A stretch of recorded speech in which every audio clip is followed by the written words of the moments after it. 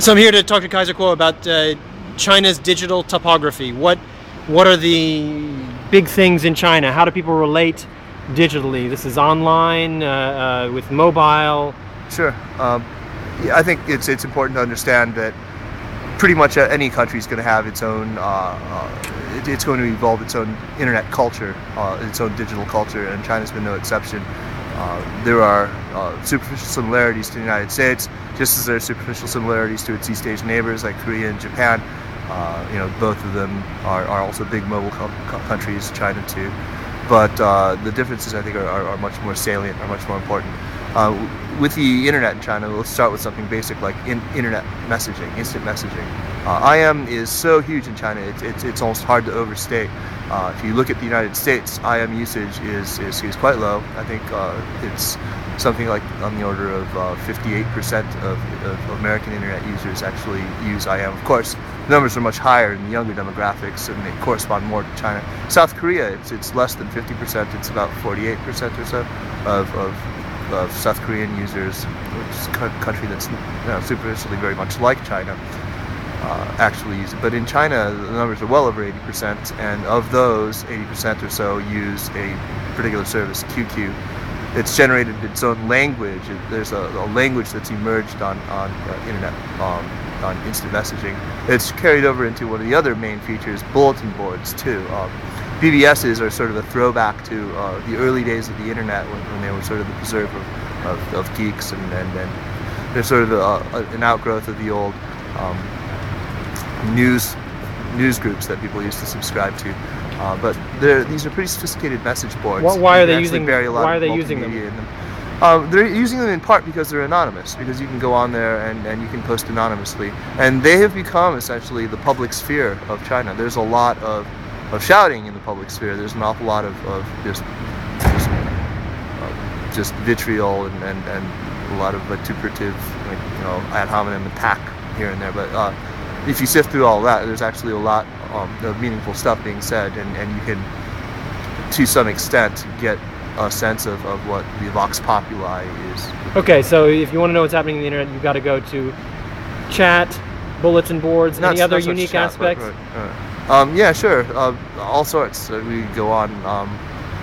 China is an extremely video-intensive country, considering its broadband infrastructure isn't so well developed. But video use in China is one of the very, very top applications in China. I'm talking both about peer-to-peer, which I foolishly appeared on one of these things and extolled the virtues of a peer-to-peer site, and figuratively said that it was 50 times faster than BitTorrent, and was lambasted by a lot of BitTorrent. This is a correction you're issuing here? I'm issuing a correction. When I said 50, I could have said 500. It was just one of those figurative things. I'm not a technical person. Video. You can carry on with video. So there's video. So 77% of Chinese people would say that it's one of their top activities. A study that was done recently by MTV and Microsoft is called Circuits of Cool. They looked at people across a whole bunch of different geographies, and 33% of Chinese, which represented a number that was higher than for anyone else, say that every time they get on the internet, they watch a video clip. Every time, or most times. That was the answer. That's higher than anyone else. So, video, I have a lot of faith that that's going to take off in China and become something very, very important, both from an advertising point of view and culturally. It's extremely interesting too, because you're seeing these citizen journalists, essentially these people we call pai ke, who, like you, walk around with devices and are able to sort of do guerrilla footage of people doing various things, and not all of them healthy. And what other video? What about if we're sticking with things that are different from with how things are in the United States. The other thing is online gaming. Online gaming totally dominates, and online gaming. I mean, revenues from online gaming in 2007 were about 1.7 billion US dollars, which was 70% higher than the entirety of the ad market. So online gaming is absolutely huge. That dovetails well with another major feature, which is internet cafe usage. Chinese use internet cafes. Roughly 40% of Chinese people's primary access to the internet is through internet cafes.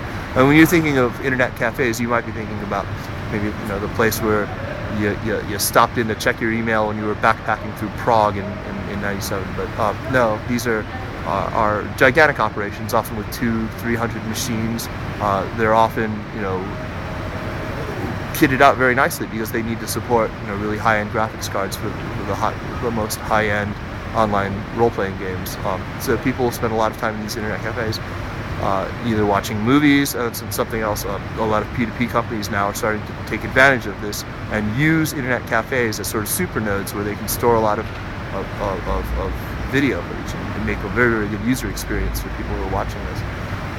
But it's the games really that are the main draw, and people will spend literally days and days without sleep, without internet addiction is becoming to the point where the government has acted on this. Absolutely, they've acted on it.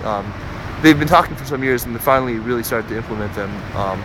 These fatigue systems that have to be built into games, so that after playing for 3 hours, your 33rd level orc, berserker, warrior, or whatever starts to lose power, and after 5 hours of continuous play, they delete the account entirely. So this is meant for protect the mental health of our young charges. Anything to say about mobile? Sure. I mean, mobile is. I'm bullish in the long term, for sure, on mobile. There's a lot of mobile habits right now that have been inculcated in a lot of people, and it's easy to overstate the case. People will look at the number of internet users compared to the 3 times that number of mobile subscribers and say, aha, but the truth is, it's the internet users themselves who are apt to have handsets that are actually capable of getting on the internet. I mean, it's a supplement. It's not a substitute for internet connectivity. A lot of people throw around very, very big numbers about mobile internet use in China. These are almost uniformly exaggerated, and that's because they're counting things like even sort of passive response to a push WAP message as having used the mobile internet. There are very few people who actually actively use either the China Mobile Walled Garden or the free WAP environment to get online. Mobile advertising has suffered a terrible setback, but I think it's a good one. I think ultimately it's going to be good. On March 15th of this year, it's Consumer Day, there was a very, very important report that went out about mobile spam. I mean, I am a horrible victim of mobile spam, still SMS spam to this day. And so a lot of the more notorious SMS spammers were just plain shut down. And one of the big casualties of this was Focus. Focus Media had acquired a mobile entity which was mostly doing SMS-based spamming. That's probably in the long run very, very good for the industry. Although right now, for the most part, and with a few very notable exceptions, most of the advertising that's actually going on web-based advertising that we're seeing is for other mobile services, for ringtones or for what have you, other mobile services, and so it's sort of incestuous still. There hasn't been a lot of brand advertising that's embraced mobile.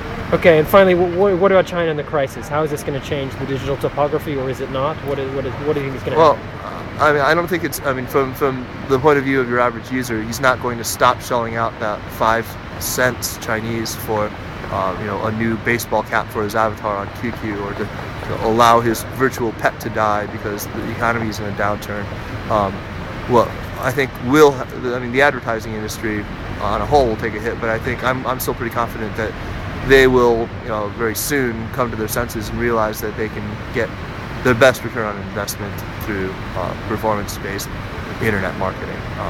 You get more bang for your buck. You get measurable, addressable results, and I think that's ultimately going to be very good for the online advertising industry. So you don't see a sharp downturn in online advertising? I think that we'll see an initial downturn, but as the recovery happens, I think we're going to see budgets shift pretty dramatically into and not online. Coming back to traditional media. Right. Okay, excellent. Thank you very much. Thank you, Tom.